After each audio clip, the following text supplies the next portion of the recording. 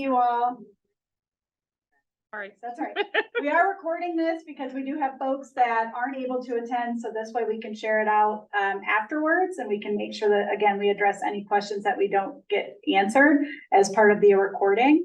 I'm happy to provide these developer updates, very appreciative that Jason gives his time to be able to provide these as well. Our intent is to offer them quarterly with the intention also of doing one in person annually, because there's value in having face-to-face interactions in addition to those 3 other virtual ones. Our last one I think we did was June, and so this is kind of a good quarterly cadence for us to provide this type of update. We did ask you guys for questions in advance, so we built those into the presentation. You have your cards, as I shared earlier, as an opportunity to write down additional questions as Jason's doing his presentation, and then we'll hopefully get to those towards the end of our time together as well. I'm gonna just do a couple of quick, welcome and introductions. I don't know if all of you know the amazing Stephanie Madden, but she is the behind the scenes doing our e-blasts and communications and keeping our website up to date. And we are so grateful to have her as a team member at Jasper. Well, thank you. We have Sandra O'Clock, who many of you also know, our community operations manager, who's wonderful, well-versed, and answers all of your questions related to design guidelines, compliance, and so she's here as well. I'm Marlo Dykeman. I'm our executive director. I love doing these types of gatherings because they're so informative and educational, which I appreciate. Couple of quick updates as it relates to J Club. I'm going to touch on those first, and then I'm going to turn it over to Jason. He's going to give you some overall community updates. I'm calling this kind of like the homeowner education session because there's a lot that we can share in relation to what's happening in the community. Talk a little bit about roadways, waters, and taxes. These are things that came up through previous discussions and some questions that were submitted. So, J Club, many of you are probably wondering if your 2024 J Club monthly membership fee is going to go up. It will sustain for 2024, so $150 will be what you continue to pay monthly. Some of the recent amenity updates that you may have seen, we do have some more lights now by the pool. We purchased some pretty slick industrial heaters for the bar and grill. Those were out as early as last weekend. We extended our hot tub season, so the hot tub is available until the end of December. So please use it because it's getting chemically treated and it's there for your use till the end of the calendar year. We did purchase some additional items for the movement room and fitness center. We have shades now in the movement room, which is great, especially for those of you hopefully joining us at Zumba tomorrow morning at 9 a.m. Because it allows for a little bit more privacy. Also, it helps with the sun exposure in that room as well. Fitness programming, Zumba tomorrow, 9 o'clock. We'll continue to offer our wind down Wednesdays twice a month. That's the second and third Wednesdays of the month.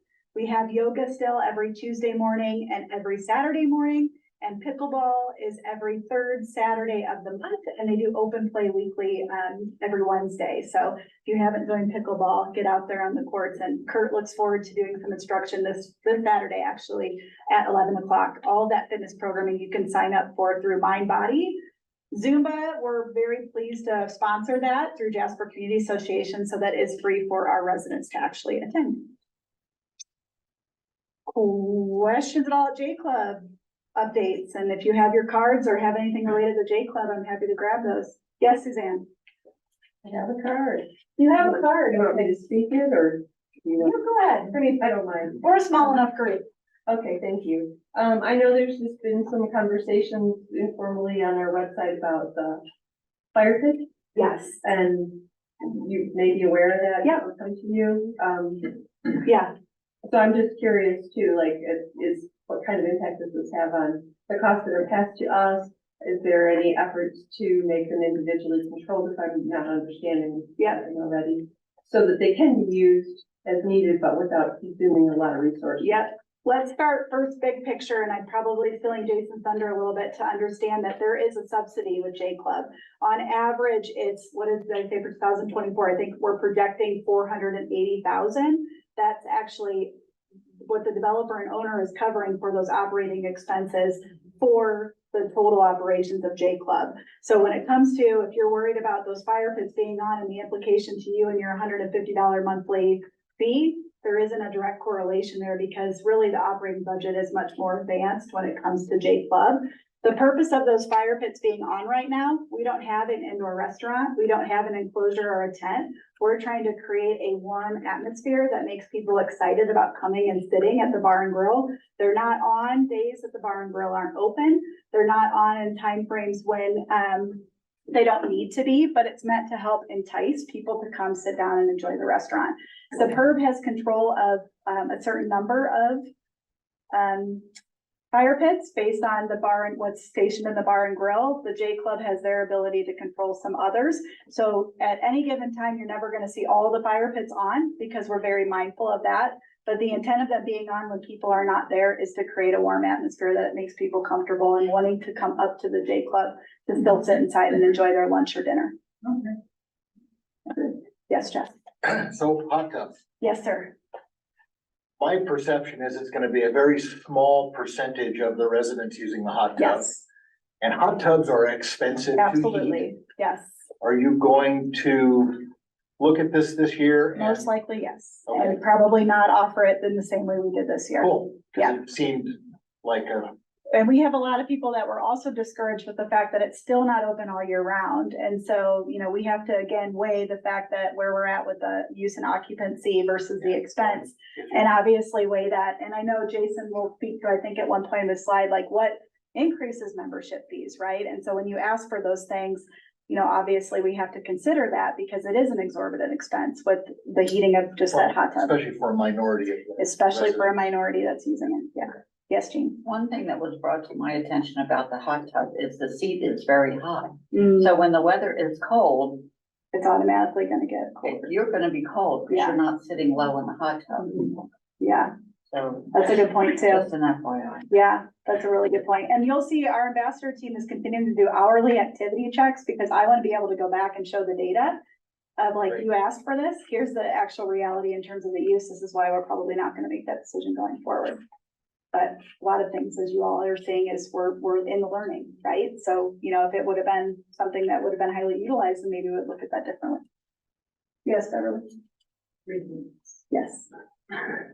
So, there's a path off of the Iron King that kind of winds through and leads to the, club.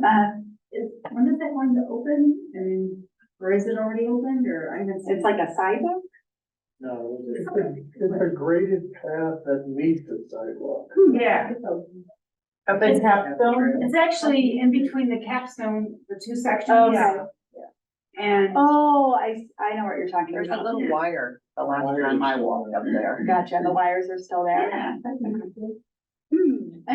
You can get through. I'm gonna hold on that question because maybe Jason can answer that one. What are your other two? so you talked about some shades in the movement room. Yes. Any shades for the fitness center at all? No shades planned for the fitness center. I haven't heard the request for that, but if that is something that comes out, that you're requesting it now. Okay, Sun really comes, if you're using the ellipticals. the Gotcha. sun really I will say, one of the things that Sandra and I have talked about is the setup of the fitness center, I think could be done in a different orientation to allow for more space, for more free weight use. I think in doing so, we might be able to accommodate something that also helps with that sun exposure as well. We just got a new vendor for our gym maintenance equipment, gym equipment and maintenance. So we're gonna utilize that relationship as well as any feedback from residents to help us with setting up that orientation, because we feel like there's probably a better way we can do that. Third question? Yeah, sadly, I forgot. Okay. Then the pool, I know it's not pool season, I know we've had some conversations about what you can and can't bring in and using the pool for your enjoyment or for Mhm. fitness. Yep. And that there's no clock out there, so you have no sense of. No time. clock. Any thoughts, any? No plan for a clock. We did adjust the membership agreement so that will allow for kickboards and some of that equipment to be able to aid in exercising. So yes, that adjustment has been made. All right, Jason, I'll turn it over to you. Everyone, Jason Giese, he is our amazing president and CEO of Jasper Eco Development. So, You want to address Beverly's first question? I'm gonna try, but I'm gonna start, I'm not good at PowerPoints. I don't like PowerPoints personally, I find them to be boring, so asking questions and answering them helps me, so you know, so don't feel, raise your hand, let me know when you want to interrupt me because, I do a lot of public speaking, even though I hide in my office quite a bit. And, just makes it easier to have a conversation. One thing I find interesting in this meeting so far is the talk about the club. And so from our perspective, the club is just a big experiment. The club was designed by an architect who designs clubs for major home builders and developers across the country. So they have their idea of what works. It's not necessarily what's gonna work in the outside county. And so there's a $16.4 million experiment that's underway, it's completed, very proud of that. The operating loss is something that we expected. That's not unexpected. It's not that I like it at all, right? Because at the end of the day, I get to make sure all the bills get paid. But the $400,000 to $500,000 that we'll lose operating the club is because our scale obviously doesn't fit presently. Over the course of time, Jasper is a very large subdivision. We'll get into all that because I know you guys have questions about roads and connectivity, but we'll talk about Jasper. But what I'm happy to hear about is the interaction between management and our residents as we work to get the best club possible. At the end of the day, I'll give you an example. Why do we have two pools? I have no idea why, right? I don't know what that cost on the front end or what it's gonna cost over the life of the subdivision. But based on utilization, because the fun part with technology is, as you guys are your key fobs are giving us data. So we know that some folks who live in Jasper, they don't even come to the club. They don't care about the club. It's aspirational. So there's a good news, bad news piece of this because obviously club dues forever will be something that people are concerned with. Some people will want more services for less money. Some people just want to pay less money. And so I've been doing this for 26 years in this county. And I've attended lots and lots of these meetings, and I'll admit it's not my favorite thing to do, but it's something that you have to do. But what is most valuable for us is to learn and then adapt. I'm gonna say our product, which is the services you guys are offered, what you're paying for, and try to balance the finances as best possible. Because I can promise you this, just like our club isn't perfect, the operations will never be perfect because Jim Bob's gonna say, my God, I never use, I'll pick on fire pits because we're talking about fire pits. Those fire pits are always money. And this is bullshit, sorry. And I don't like it. And that's just like when you're dealing with the public. So we're running a big experiment. The positive side of this thing is, I'm gonna tell you, I think the club's underutilized. So when the club was originally, the scope of the club that became the physical building that we all enjoy today, was the estimate was 1,600 households. So in the town of Prescott Valley, the average occupancy per household is about 2.3. I'm gonna tell you Jasper is not gonna be that high. It's gonna look like Prescott, which is 2.1, and that's normally because of a divorced daughter, a grandkid. You know, we don't have a bunch of people raising families in our community, which is good in my life, and it's also bad. I'm a father of 4 kids. So to get a school bond passed is like impossible, right? But to sell a house during some tough economic times is totally feasible because the folks that are attracted to our marketplace have money. So I guess where I'm going with this is I'm gonna take it wherever you guys wanna go. It's a teeny little crowd, which tells me frankly that most people are probably either okay or happy. I've been to lots and lots of meetings where I've had lots and lots of people and they're not happy. Subdivisions in Phoenix, in my career, you could never get anybody to an HOA meeting. Everybody worked, they had Little League or whatever. But I think that most people understand that we are legitimately trying to listen and learn, and we can't provide for every request, especially in a timely manner. but we're paying attention, we're prioritizing things, we're tracking them.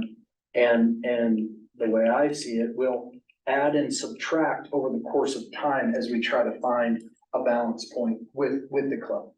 And frankly, the association falls under the same umbrella, because there's another loss, basically we'll lose $1 million this year between subsidy to the HOA, the subsidy to the club. Not complaining about that. I'm not whining about that. Those are the facts. Yes, ma'am. So, when you talk about utilization of the club, or it being underutilized, I guess, in some ways, I think that's kind of it's an unfair statement because of where we are. I mean, so for instance, when the weather's nice, I gotta say, I'd love to be outside and do hiking, Yeah, sure. Instead of going to the fitness center. I'm with you. Same type of person. So it's kind of like, it's not really a fair statement to like, I used to live in Chicago, right, where it's either wintertime, and I think you're probably misunderstanding me. I'm not being critical. I'm making a statement from an analytical perspective. okay, We expected the utilization by the homeowners to be higher because that's what we were led to believe the case would be. And that's probably the distinction between a major metro master plan community and maybe the profile of the people that live there versus folks, because I think the whole get outside thing, everybody lives, I'm an Arizona native, but my basic assumption is everybody lives here because of our lifestyle, because of what we see out the window right now. That's why Prescott Valley, Central Yavapai County are such a wonderful place. The trail system, right? Average summertime temperature of 86 degrees. Trails can be utilized by someone that's older or younger, right? It's a fabulous place to live. And so in my day job, if you will, my worst public meeting like this, the Prescott SWAT team was there. There was a safe room. There was over 650 people in attendance. And I'm dealing with all these pissed off people, death threats. I had trouble with my kids at school via their teachers. I mean, it was a good old fashioned mess, right? And I go to these meetings, I go, why is everybody so pissed off? I wake up every morning and go, man, thank God I get to live in a place like this. And so I'm not trying to sell you anything because we already sold you something. But what you were really sold on was this area and what it offers. We're just trying to provide a community and try to find what community should be here, because this is one of our projects moving into the future. I didn't finish the thought on the upside of the utilization. Right now, if I had to guess, we can have something more like 2,000 households that would be serviced by this amenity, which helps keep costs in line, even as costs to operate go up. That's good for us. I don't want to build another club. It's a pain in the butt, I can tell you that. The second amenity in Jasper, what we end up doing is over the course of time, we'll listen and we'll find what our customers, you guys, our residents, what do you use? What do you like? What's missing? Because talking to the pros, if you will, in Phoenix, the whole idea with Jasper, there's going to be 2 clubs over the course of it, and quick to the master plan for them. So I can mix stuff up quick. So this is Jasper. It's big. So this is a mile, and this is 2 miles. The original approval on the subdivision was 3,450 houses. In my line of work, we never hit the max. You have roads, drainage, open space, rights of ways, all kinds of stuff going on, so it's always less. I'm gonna guess and tell you that I think that Jasper is probably about 2,900 units. That's probably what will actually be rendered out of 1 by 2 mile area. Obviously, our club's here, and when I was talking about a second amenity, we had to kind of lay down a marker, right, and say, okay, we think this is the second best place to put an amenity. This drainage is beautiful. It's got Arizona walnut trees in it, and it's something that we think we could make nice. What's it gonna be? I don't know. I know I'm gonna hear about dues as long as I'm running Arizona Eco, which owns Jasper. It's just life, it's normal. But we don't have any desire to spend your money, because that means we spend our money on something that's not going to be utilized by our residents. And so the opportunity in what I'm calling lack of utilization is that I think we get more houses to support this facility, keeps costs down, and then the second amenity or facility will, over the course of time, will identify what it is. We don't know. Just with roads, because this map is a bit old, but it's okay. So you guys can all see as you enter Jasper presently, the Jasper Parkway South is mass graded. We're putting sewer in it right now. This road extends another, I don't know, mile and a half approximately to Stone Ridge Drive on Highway 69 at Culver's. And so when we complete the road, it'll be Stone Ridge Drive on the signalized intersection to the south, Jasper Parkway to the north. The whole idea, and I'm sorry if I screwed up, we don't have a vicinity map, but you guys will get it. We have Highway 69 to the south and 89A to the north. And then we have Glassford Hill, obviously to our east. The idea from a regional planning perspective is to have an internal loop that would go from Culver's or Stone Ridge Drive through Jasper, through the Dells next door, then into our next project, which is on the Prescott side. And then that will cross Granite Creek and come out at the roundabout at the Pippin Museum on Highway 89. So in the future, there's gonna be, internal connectivity where folks that live at Jasper, at the Dells, at the subdivision that we call the Homestead, that won't be its name. That's just a working title. Won't have to, and that has to do with trips per day, sizing, arterials like Glassford Hill Road. It goes all the way to 89A and how big traffic interchanges are.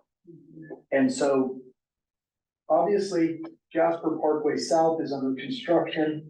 I will absolutely admit that with the market, because I'll segue straight into a market discussion. With the market where it's at, which is, I would describe as squishy. With the squishy market, we're not sprinting to finish anything right now. We think it's very important for us to keep going. But to sprint to a finish that we don't understand yet doesn't make any sense. So I'm gonna guess for you and tell you that, let's assume a normal winter, we'd be wrapping up, unless they were paid out by 4th of July. Okay, I think that's the outside date. May happen quicker. Why would it happen quicker? Well, connectivity to a major highway and a signal where we actually get a monument sign that's gonna say Jasper is valuable to us. That's valuable to every lot on this map. It's valuable to you guys as owners because it's helped support your property values. At the end of the day, it's pretty easy to see historically that you're gonna sell your house for more money than you paid for it, right? The markets go up, markets go down, but overall, in a place where there's real scarcity, and we're gonna talk about water tonight too, and there's anti-growth sediment, which really isn't unique to Yavapai County, that's going on all around the country. People are saying, I don't want the next car on the road, I don't want the next person in front of me at Fry's. I'm 51 this month, I'm starting to get it, to a certain extent. But as we move through, I guess today's talk, we'll touch on all those points, but let me finish up the road. So one thing I love about Jasper is the same thing I didn't like about Jasper. It was a major risk to build this type of subdivision with no marketing window. I still have people say, where's Jasper? Well, I kind of like it, right? At the end of the day, it's cul-de-sac. You get back into Jasper and we're never gonna have a situation where we have cut through traffic. Traffic will move through this way, but we don't have any connectivity into Prescott along this property line. So it stays quiet. I think that that's very good long-term. So wasn't there, there was a Jasper Parkway going north was gonna connect over to, Right here. no, to going the other way to, Granville? Tuscany. Yep, so that's Alcoma. Yeah, So this side, this is west or the Prescott side of the map. okay. So the one place where we're connecting would be in our far northwest corner. And this connection might be, it's gonna be in here somewhere. This drainage is the Olafria River. That's why there's a big chunk of open space there. But Jasper Parkway might be on the south side of the Olafria. And on this map, it's shown on the north side, but generally speaking, it's gonna be right here. So northwest, southeast. I don't think we need to talk about Santa Fe Loop, although I heard a little chatter, right? Like, how come Santa Fe is so wide? Right, you got the trees in the middle, you got 2 lanes. It's not our liability. I can't wait to see what the town of Prescott Valley does. Yes, ma'am. Santa Fe Loop Road, we see it on here, we see it on Google Maps, they keep calling it a road. Is there going to be a road installed along the trail, the Iron King Trail? So the history there, he's retired now, but community development director's name was Richard Parker. And he beat me about the head. This is like 2013, 2014. Jason, we're gonna have light rail on the Iron King Trail connecting Prescott. Like, Richard, that will never happen, ever. But Prescott is all about natural open space. Prescott is not gonna push a trail or a light rail or a road and try to connect on it's called $1 billion road. So the rumors that have persisted go back to a previous administration of the town of Prescott Valley that was irrationally bent on another form of connectivity between the 2 communities and looked at the Iron King Trail as the natural corridor. I don't ever see it ever happening, and I wish that the rumor would die, because there were no plans at that time. There are no plans presently. I know what Prescott would say, they'd give Prescott Valley the finger if they said, hey, let's connect these 2 things. So that's the Santa Fe, while we're hitting rumors, when we started out, there's gonna be a golf course, it's all open space, there's no walk, right? There's always stuff that gets going, but there's no plan for any road. The Iron King Trail, just like the Peavine Trail, is a sacred cow. It's owned by the town of Prescott Valley, not going anywhere, not getting improved. I got no problem saying that. Will Jasper Parkway ever reach 89A? No. No. So originally we were planning, we had a huge fight with ADOT, they wanted to run a limited, this is another rumor, thank you. Put a traffic interchange on 89A and have a limited access highway that would bisect Jasper. And so I went to the meeting with Alvin Stubb and I said, Alvin, why would we pay for something we don't even get to use? And so the long and the short of it is that we were able to fend off the limited, which was for us was no access road cutting through our property that the state had talked about and wanted. So we killed that one. Yes, sir.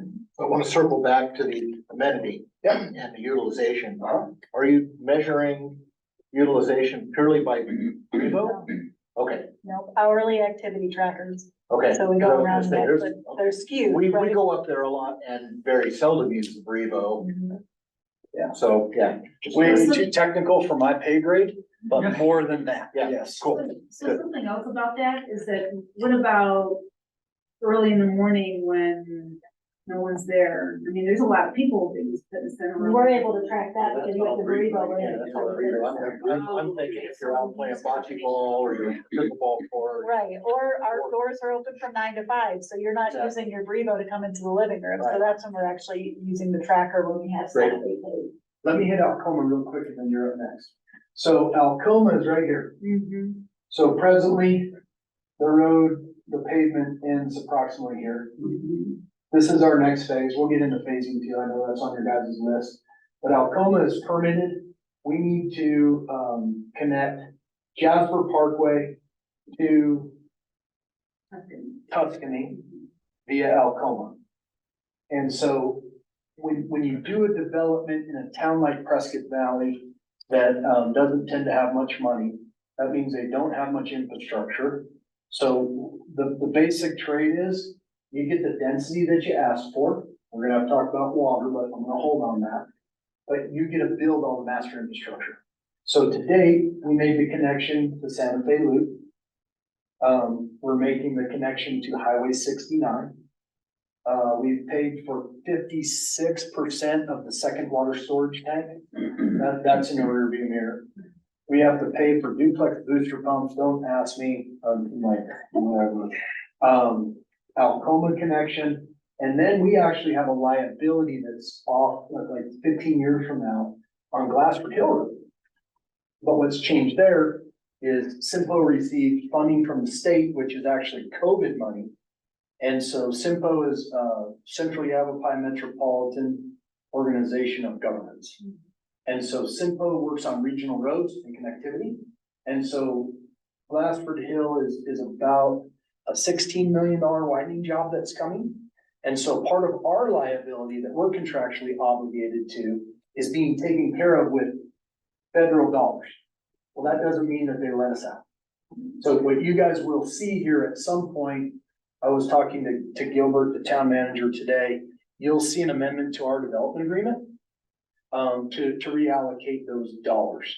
So Alcoma, phase 5 is permanent presently, so is the Alcoma job.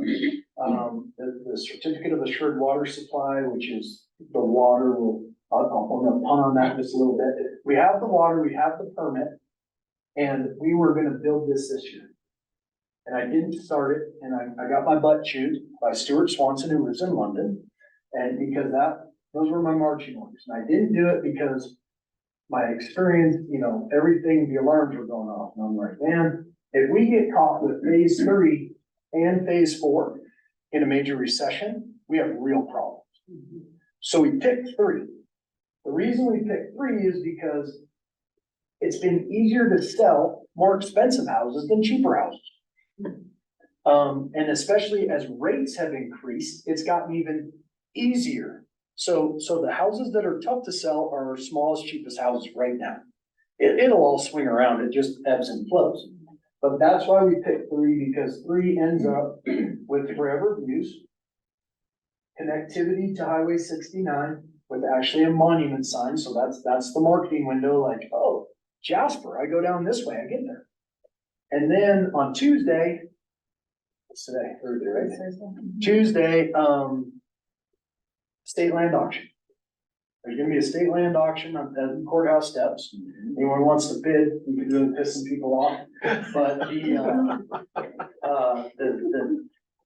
town of Prescott Valley, the city of Prescott and Yavapai County, plus more state money, will acquire approximately 2,000 acres, don't quote me on that.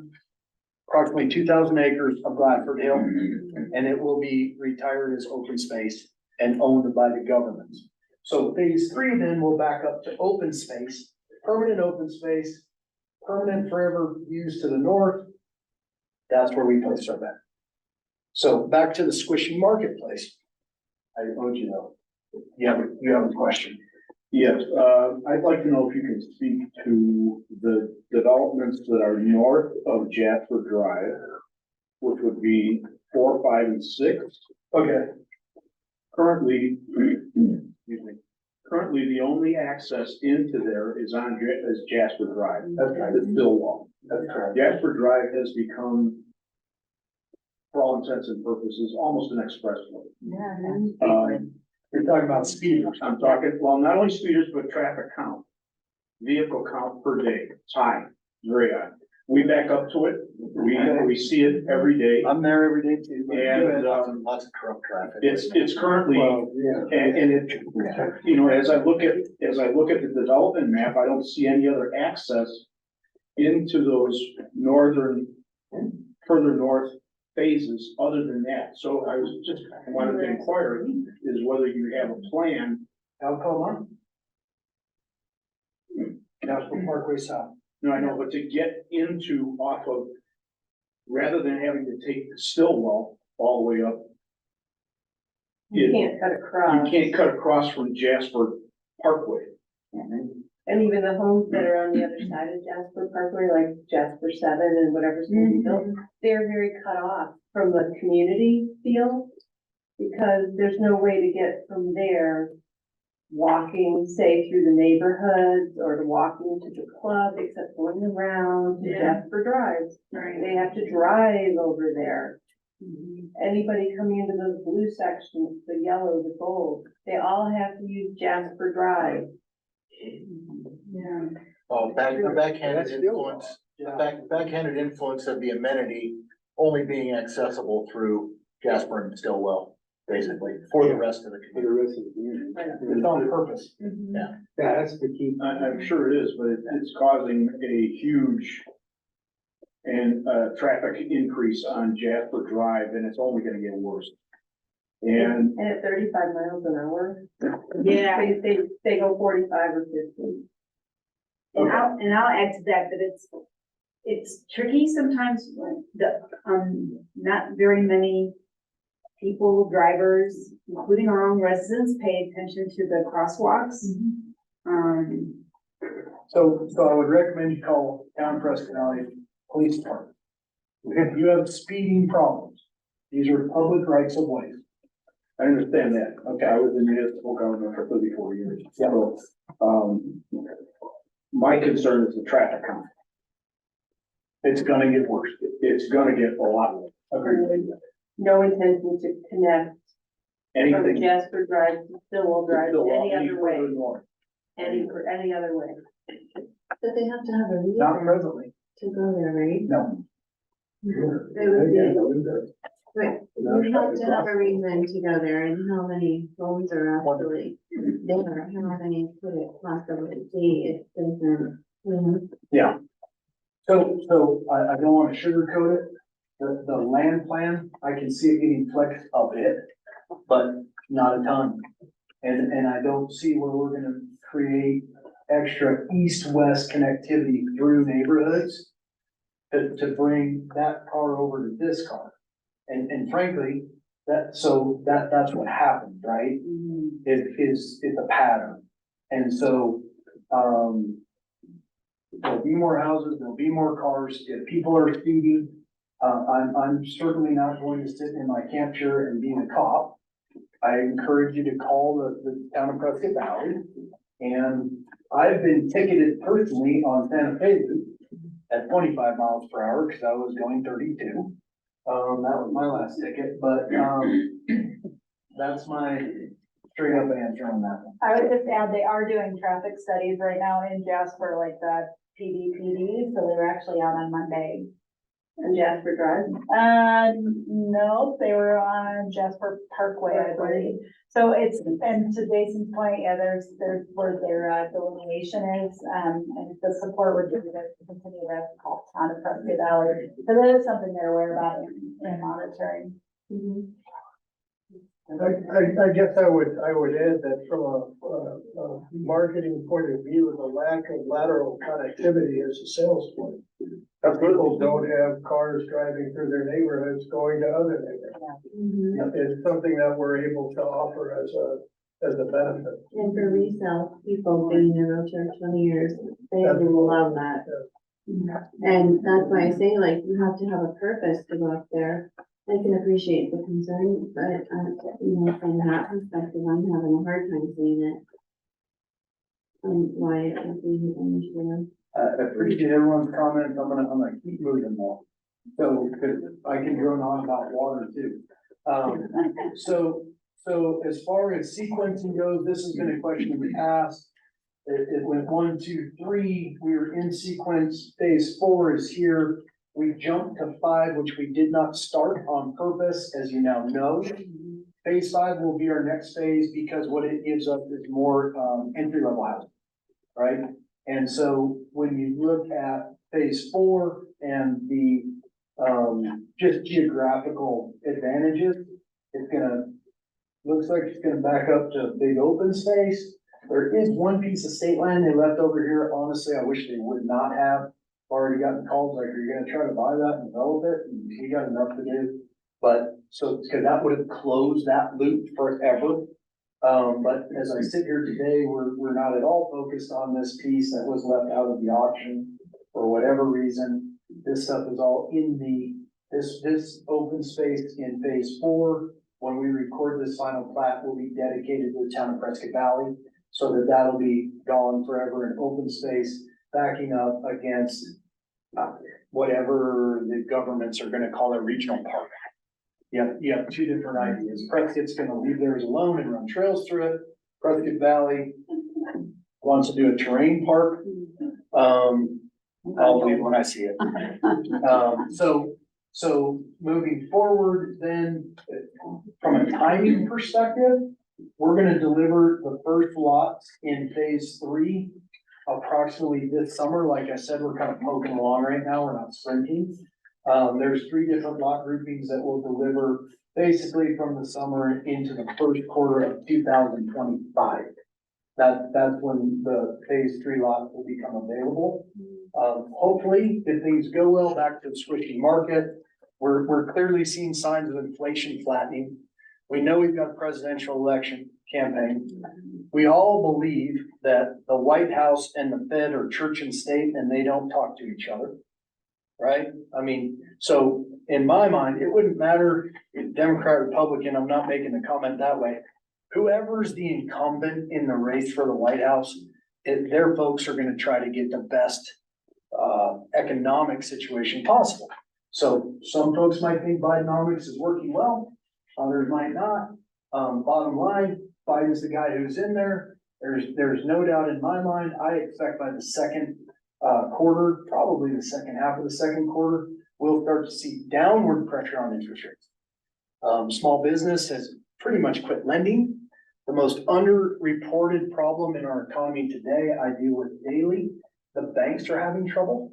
18 months ago, the banks, I'm 51 here shortly, the banks were the most well-funded they've ever been in my lifetime. Forget about my career. And then they made a bad bet on bonds that they bought at 2% and interest rates spiked. And then commercial real estate. So office properties are causing real problems for our big institutions. And there's big losses, one, but this is probably way too technical, but the feds are saying to the banks, you have to mark your portfolio to market, which means you've got to value it at today's values. And then they're making them set aside big cash against future losses they haven't taken yet. Probably all hope that it's not as bad as they planned. But the flip side of that is, from my perspective, even though it's made my life a bit rugged lately, it's good. They're reserving against problems. And so when they come, we should be able to absorb those problems and keep moving. If I had to guess, fourth quarter GDP is going to be flat. Maybe we even back up a little bit in the first quarter. Who knows? We'll see. Read an article about a soft landing and it just might happen. And it sure feels like a recession to me. That's what's going on in my world. And so we're running all of our budgeting cost estimation based on recession. Hope I'm wrong, but I would be willing to bet that, in fact, we bet quite a bit. That's a $40 million phase. That by the second half of 2024, we're going to get some relief. The easiest and really the only lever that the federal government has is to lower interest rates, to try to increase borrowing and increase spending in a country that's GDP is 75% consumer spending. The consumer's not buying stuff, things can get a little tight. So, having said all that, if we get relief and we see houses start to sell at a higher clip, because every time these problems occur, Great Recession, COVID recession, whatever you want to call this recession, which might not even qualify as one, it just feels like it creates pent-up demand. You know, when we look at major metro areas around this country, why would you want to live there? Right? You come home and your wife says, hey, a guy pulled a gun out of school. There you go. All right, that's it. It's just it's 1,000 straws that break the camel's back. And it's Chicago, it's Seattle, it's SoCal. You know, Phoenix is not bad in my opinion, but it's Phoenix. Our area will grow, we will see buyers, and as we get relief and confidence, in the buying public, we'll sell houses. If we start to sell them quicker, then we will immediately start phase 5 because it's ready to roll. And then we're back on plan where we have a premium product balanced by, I don't want to call it an economy product because it's not, but a more affordable product, smaller in nature, something that appeals to a wider, deeper pool of buyers. So that's what our business plan is. I mentioned earlier a cause. And so I can sit here and talk to you for a long time about water. And the question that I was presented with was, where does Jasper water come from? Or how does Jasper water work? So Jasper water is town of Prescott Valley water. The water comes from the town of Prescott Valley's water portfolio. That's on the paper side, the legal right to use it. And then obviously it comes through pipes physically. Very technically, but you're gonna get it.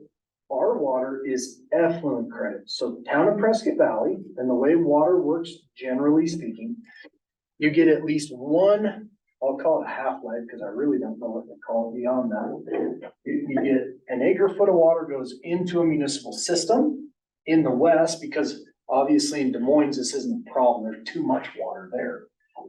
The water goes through. In the modern age, about 94% of water that's used in the house is collected in the pipes.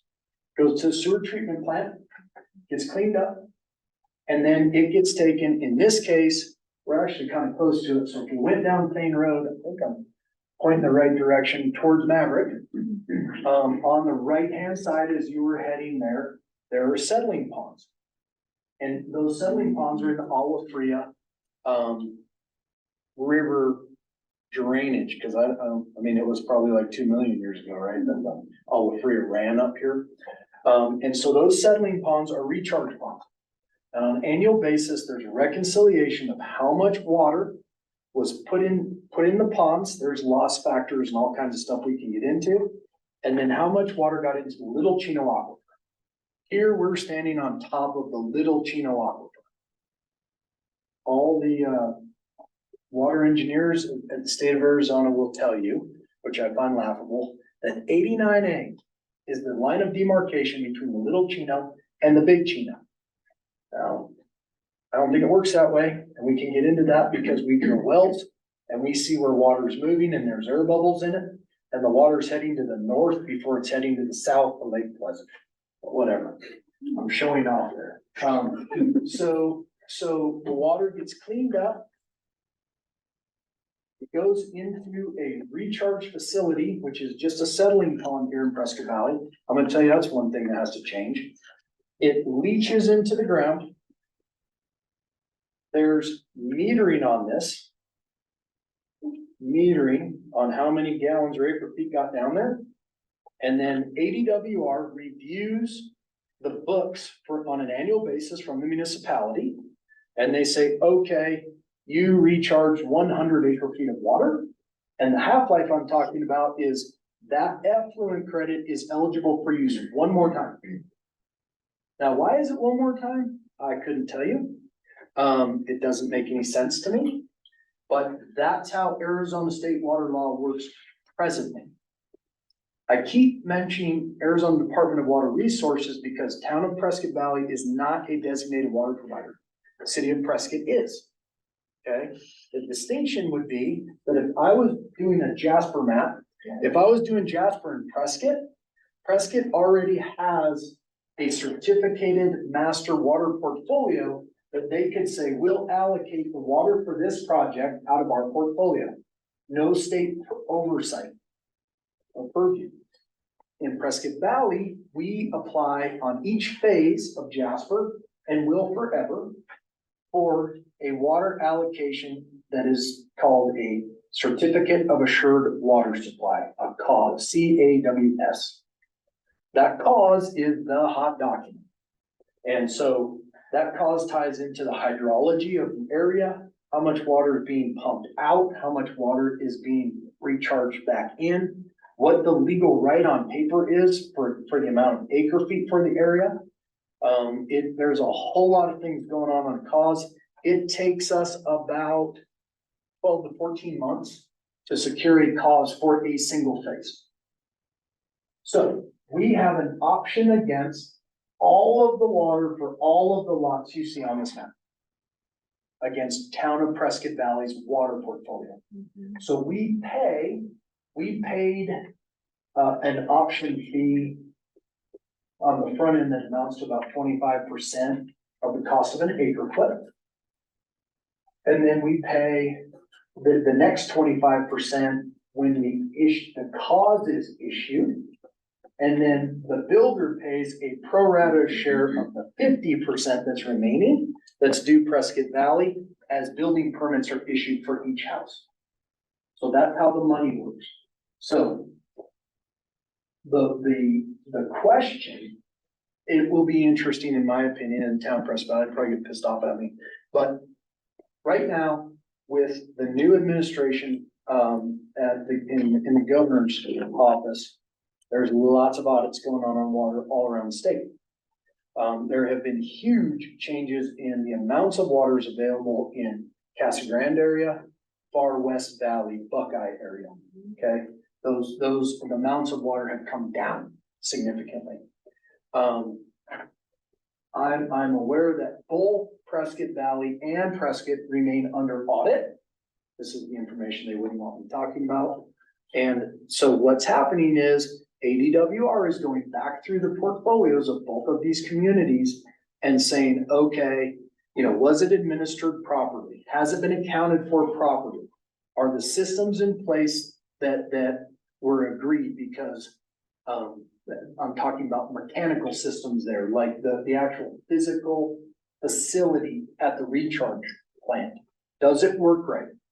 And so water is getting squeezed all over the state of Arizona. Our area has not experienced a loss yet.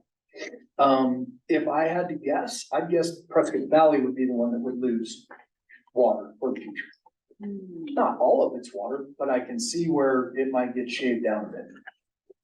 Is that because of the cutoff between Big Chino and Little Chino, and is that cause worth 100 years? So Prescott, more than anything else, so the way water law works in the West and in the state of Arizona is first in time, first in line. So Prescott is the venerable old big brother, right? Territorial capital, and there's been a lot of stuff that's gone on in Prescott. Prescott Valley is a newcomer, right? And so as a result of that, the water assets that were available in the county got slurped up by Prescott. What do you mean by that? Well, Prescott's water comes from north of Chino Valley.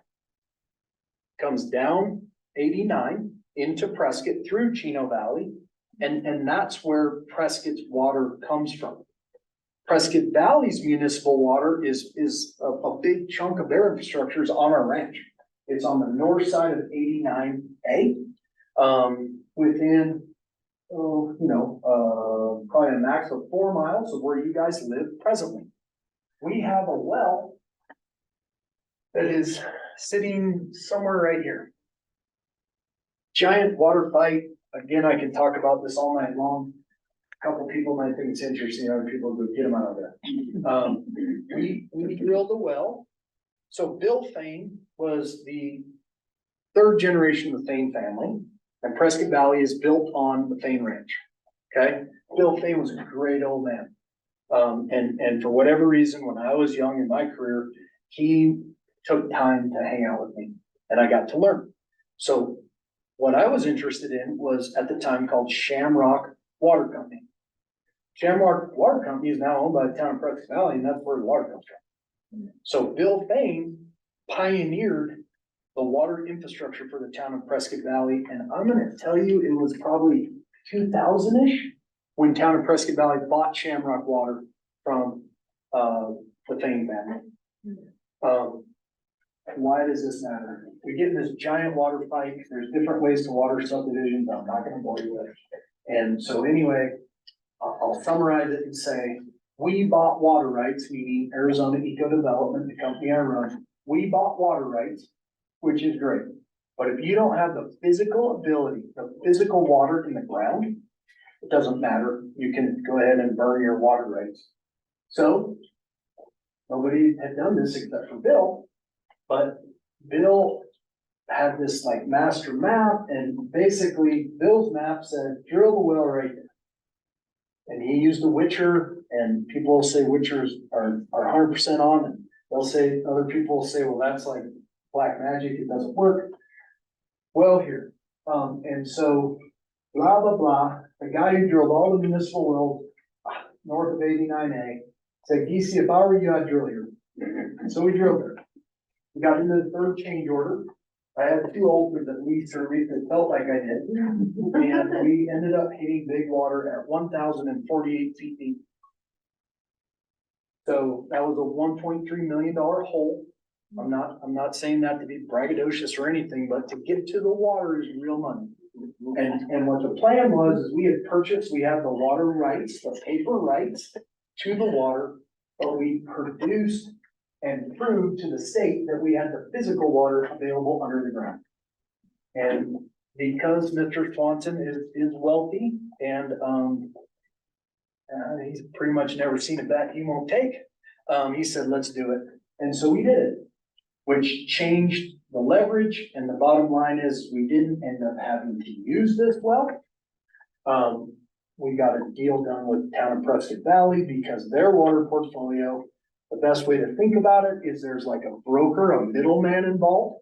They're called Water Asset Management. Their office is on Park Avenue in New York City. So why is New York City private equity in Prescott Valley water?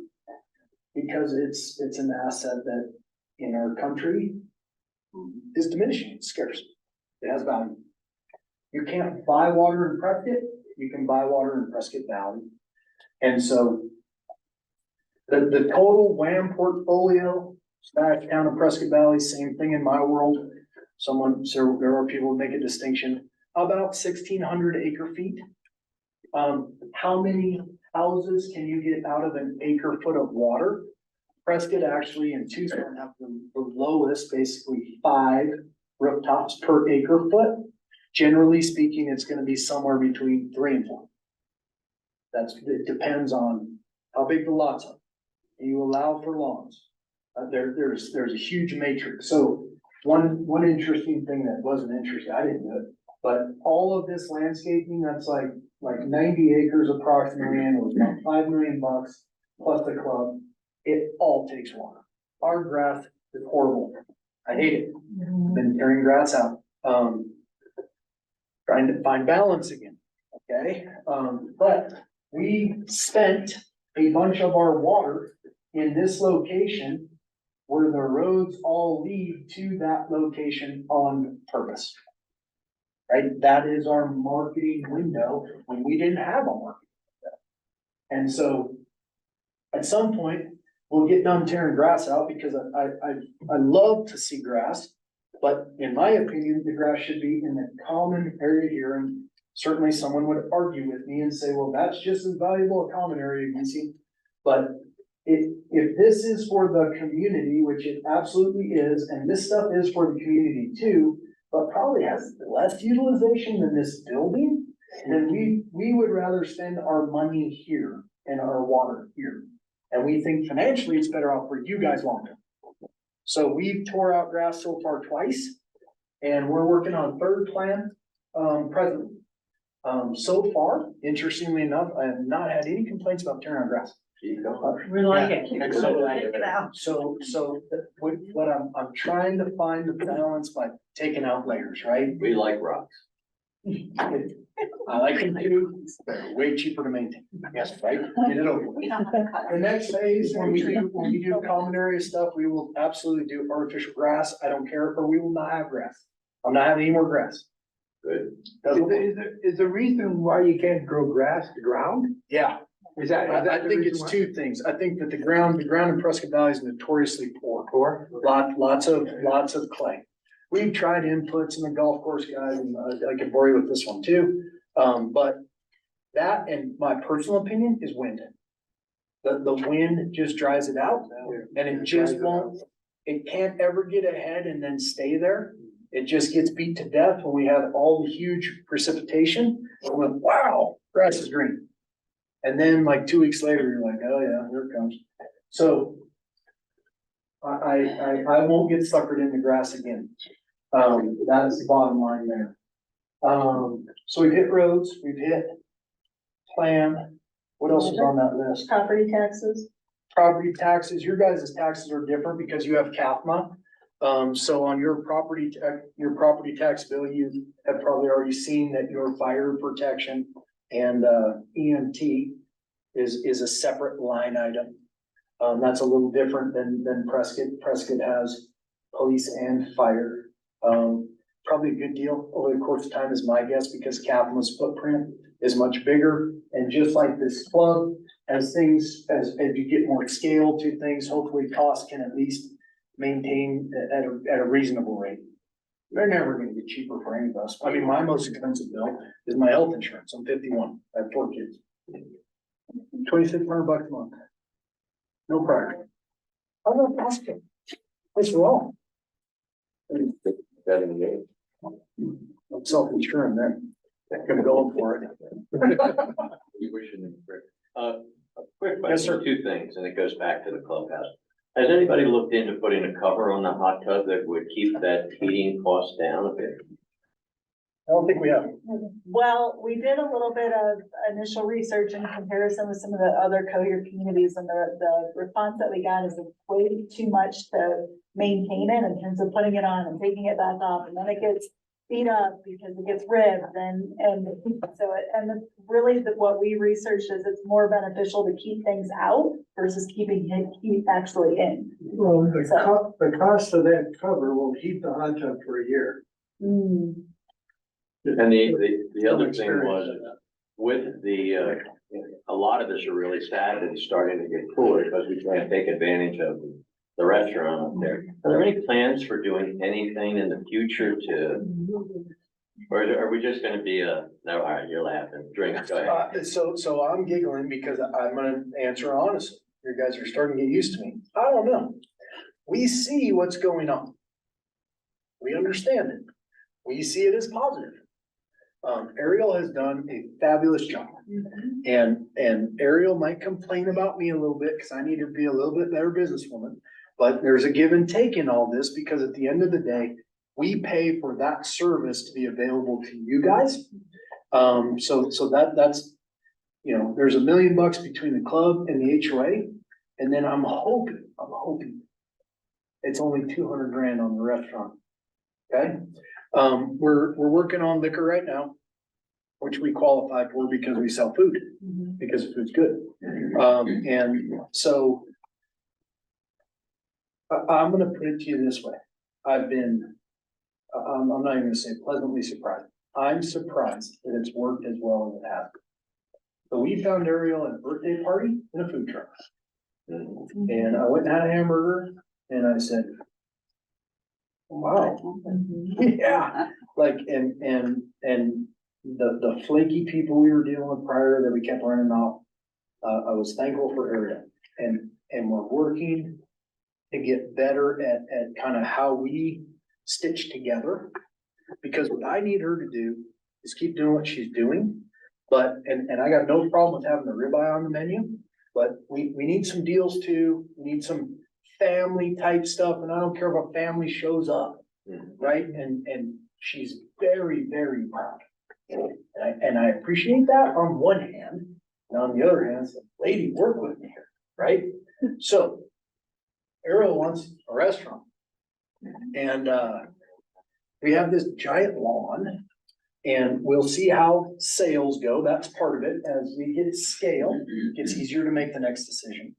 But I don't, if Ariel keeps doing what she's doing, we would have to seriously consider taking a next step. We have plenty of room. All the utilities are out there. We spent a bunch of money already. I'd love to tell you it won't be expensive, but I promise you it will.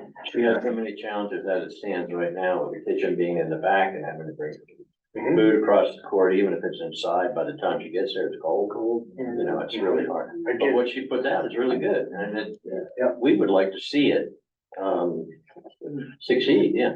So I spent a lot of years in the restaurant business. I Okay. know the challenge. Yep. They're insurmountable. Yep. But, I've told these people time and time, it's a losing proposition. You're just no way without subsidy are you gonna keep it going. no, Well, unless you open it up to the public. It is. Well, it it is. I mean, if you have a restaurant on, let's say on the field, Yeah. next to it, Here's my you're goal. gonna have to open up that to the public. I Then should. you're gonna have more traffic. I'm not gonna call it my goal, but I'm gonna tell you the hope, so. If we can just break food and beverage even. You'd be a winner. Or get close, You'd be a winner.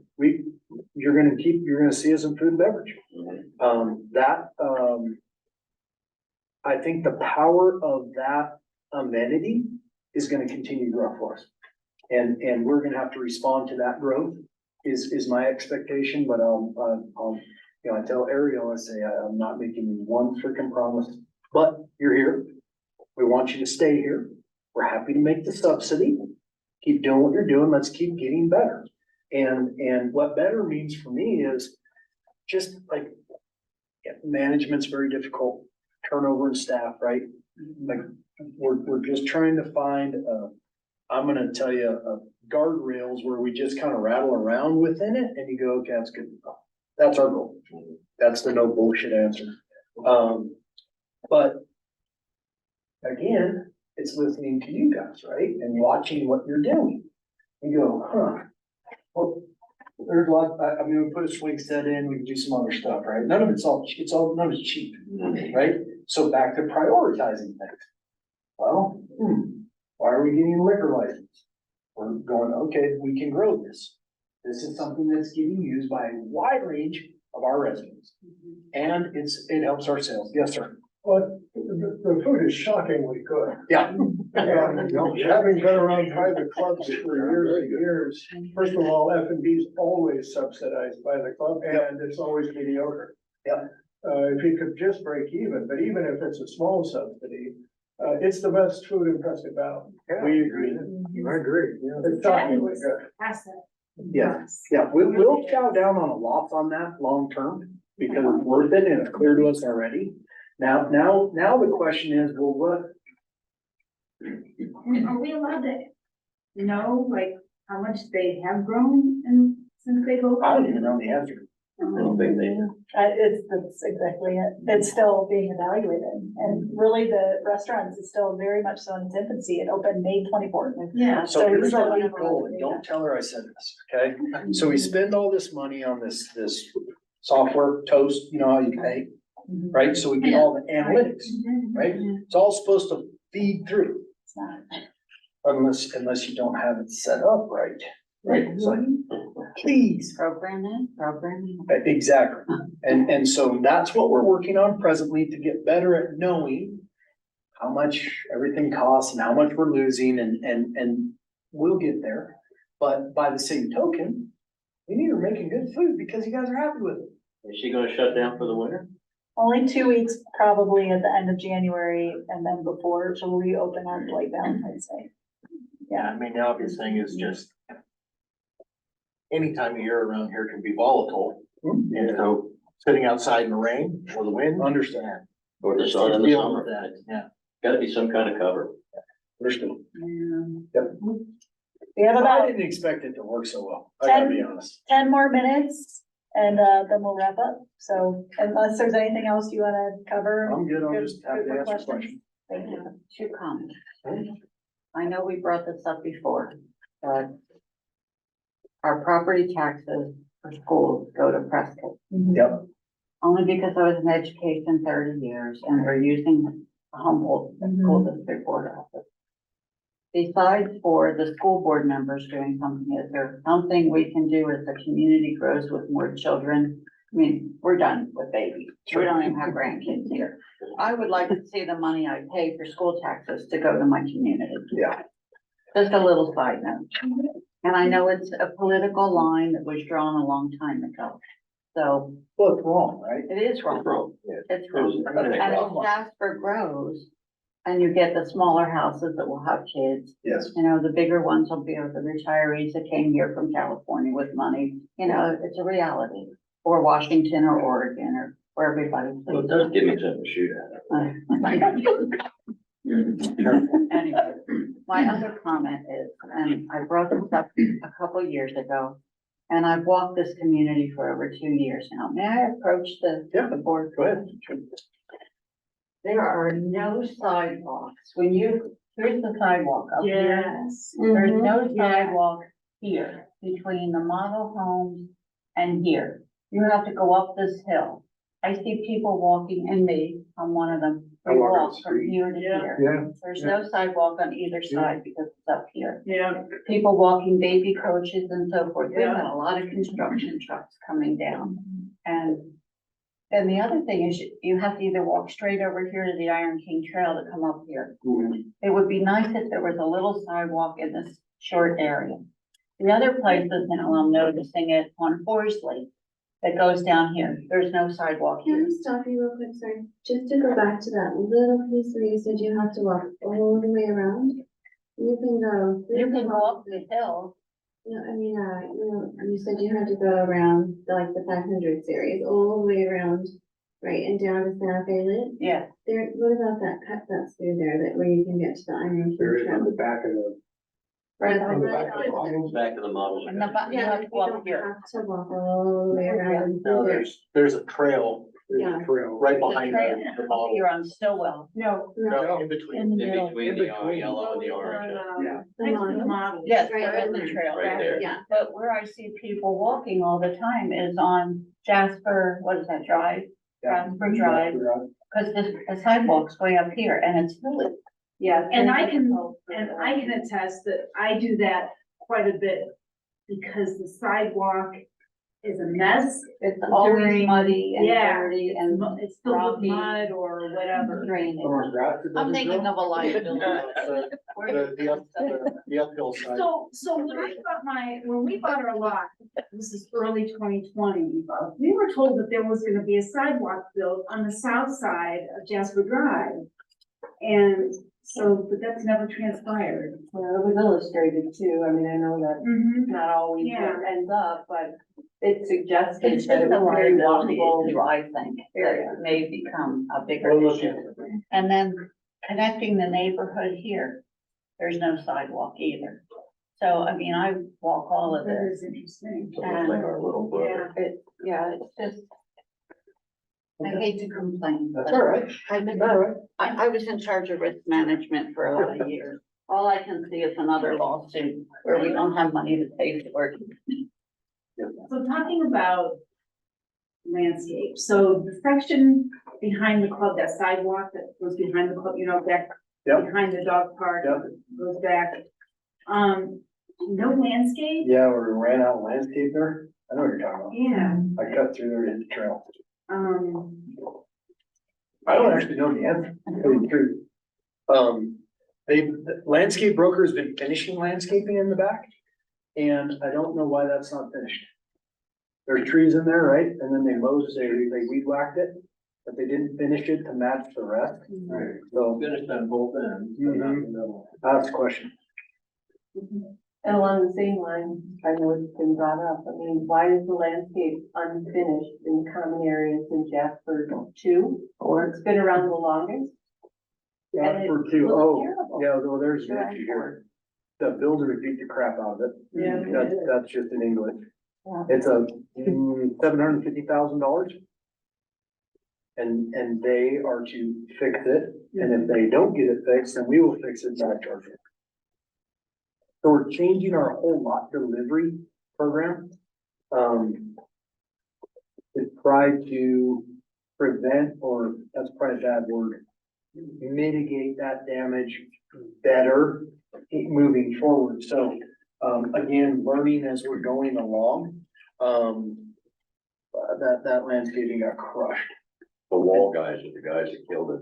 Well, the wall guys was an absolute war because we thought we were gonna kick it, well, we got kicked off the job multiple times. And we had a bunch of retention, so we actually got the job finished, but we won't be hiring them again. But that doesn't mean that the next wall guy wouldn't do the same thing. You know, I mean, it's constant battle. Well, and you have the private landscapers doing backyards on the perimeter walls, just crushing it again. It's a tough deal, because,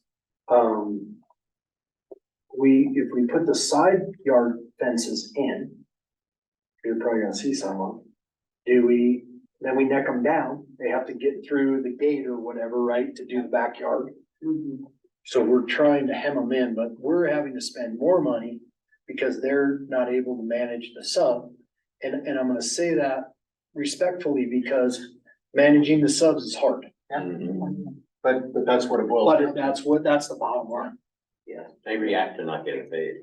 They do. So, I don't know if you have time, but Two more questions. okay, phase 2B, you're selling lots. Phase 2C, you're building houses without selling them. Is that correct?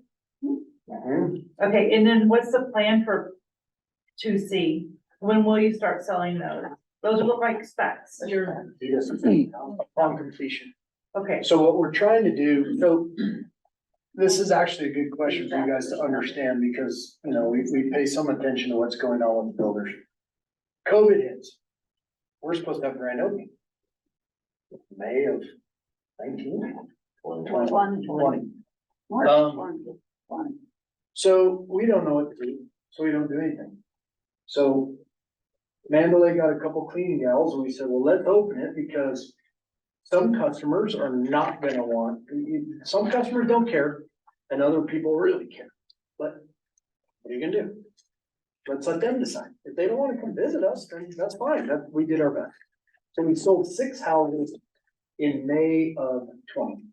In June of 20, we sold 36 houses. And then the hairball started.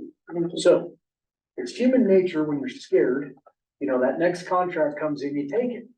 And in our case, it's the first phase, and I'll admit, there's no way to make money on the first phase. The only thing we were after was proof of concept. With the architecture work, could we sell houses in the back of the marketing?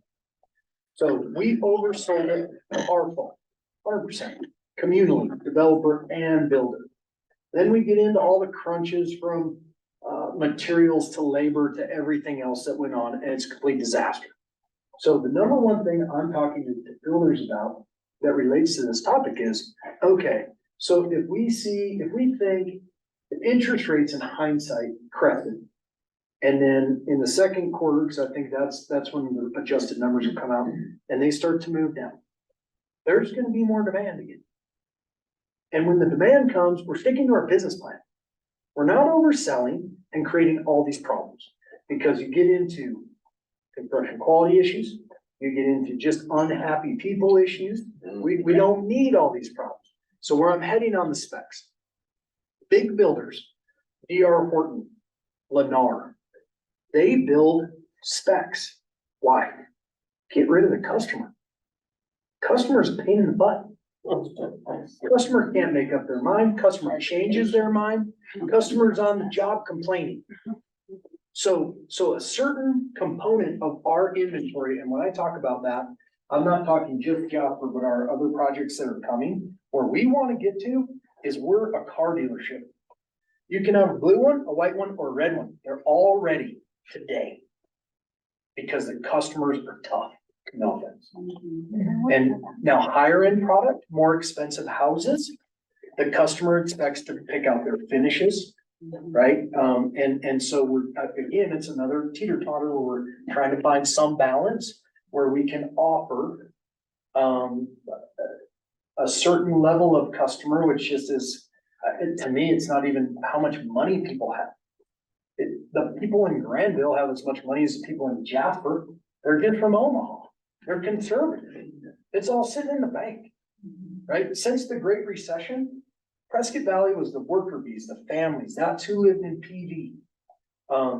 Since the Great Recession, it's changed incredibly. And really, when I think about our area, it's Sun City North. 85% of our customers are 55 or older. in good times, 25% of the customers pay cash. In bad times, like right now, 100% of the customers pay cash. That's what happens here in my 26 years. And inventory levels continue to go down. So in the Great Recession, we got over our skis because the banks, I just walk down the street and get loans, right? Why wouldn't you just keep going? So I had real problems. But now we don't have an oversupply of any form of inventory in housing, period. In fact, we're in undersupply. We got anti-growth, we've got water concerns, we have banks that are very hard to deal with. You get into, the average age of a plumber is 58. The average age of an electrician is that older. And so you go, how do we get stuff done? Well, what we're trying to do is have it done and then sell it. We think our life will be a lot better. Thank you. But it takes a pile of money, right? So if every time you start a house, it's a $400,000 bill in the low to middle end of the lineup. And, if you're gonna do this marketplace, Prescott Valley combined since the Great Recession does about 900 new home permits per year, right? So take 400 grand times 900, locked out. This year, so you guys know, cause I'm off on the rant, 50% will hit about 450 permits, Prescott Valley combined. I'm gonna predict that next year will be about a third of that number. I'm gonna say 350. Our competitors have pulled back. That's why we keep moving forward. What we're playing is a market share game because labor in northern Arizona, back to 58-year-old plumbers, is a very, very precious commodity. And so what we're trying to do is get the best and then keep them there because we have a very long runway where we can say, Mr. Smith, we're gonna start X amount out. This is how Joe Contadino does it at Universal, at Granville. Every Tuesday, Joe's in town. For his whole career here, 25 years. He picks out 5 lots. They built 5 specs. And that's what he does every Tuesday. So a certain component of our inventory, especially as we go towards the highway, needs to be like that. This stuff, different. So, and you guys are like in the middle, right? Production, more production style, more options. Well, it all has to do with the quality of the land and the pricing that it'll support. Because my whole career, you say, okay, well, Mr. and Mrs. Jones show up and they showed up from wherever. And they say, I want that house. Okay, 1,850 square foot. I want my garage as big as you can make it. Because whether it's the wood shop or the storage, right? Everybody will pay the premium for the garage as big as you can make it. And then at the end, because the adage in real estate is buyers are liars, and they say, I got $550,000 to spend. They go, I just gotta have that lot over there. Take the little house, stick it on the big one. Then you just shake your head. What do they want? They're coming out of municipal areas. They want elbow room. And they want, I'm gonna call it flexible space. That's what the garage is all about. The guy doesn't always get the garage, but I'm gonna tell you 90% of the time, the guy gets the garage. Yeah. Yep. All right, so I'll go ahead and close out here. So what we're endeavoring to do, besides learning and listening and adjusting, and it will not be perfect. Marlo mentioned it at the start. We're gonna do quarterly, kind of touch base with Jason, call it. 3 of those virtual, 1 live. And see where it goes. We actually had a really nice response to the electronic version because I think people could look at it on their own time, right? They didn't have to make a meeting. This is the best meeting yet. Thank you. Thank you, Jason. Thank you. Thank you. All right, real quick, I just wanna, because I have you all, if you haven't RSVP'd for the holidays, the holiday spectacular, December 22nd, our next big signature event. Some of the other things that are coming up, we are doing an AED and CPR training 10 a.m. on December 13th. It is a $25 fee because you actually walk away with the certification. But you can definitely enroll for that. Trivia night is back. I think we have some of our winners actually in the room right now. So that will be on December 14th at 6. Already spoke to the spectacular, and then you will be getting a notice soon in your mailbox, and we will include a web version as well about the annual board meeting, which is happening on January 18th at 5:30. That will be virtual. Keep an eye on your inbox, because every week we'll send you updates, thanks to the amazing Stephanie. So that's all that I have for you. Thank you. Thank you. Thank you. Yeah.